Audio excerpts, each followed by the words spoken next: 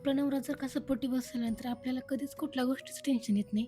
माझ्या बाबतीत देखील तसंच आहे. लक्ष्मीपूजनच्या दिवशी ना माझी तब्येत थोडी बिघडली होती. म्हणजे मला थोडी कणकणी आली होती आणि लक्ष्मीपूजन म्हटल्यावर त्या दिवशी कामाचा ताप पण खूप होता.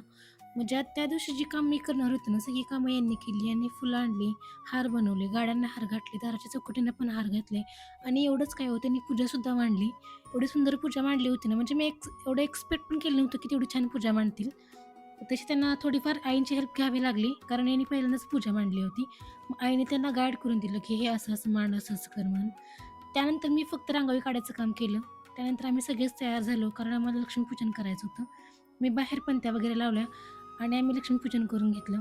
आईनी, बाबांनी, मी ह्यांनी आम्ही सगळ्यांनी छान अशी देवाची पूजा केली आणि घरातली पूजा झाल्यावर आम्ही सगळ्यांनी बाहेर जाऊन गाड्यांची पण पूजा करून घेतली.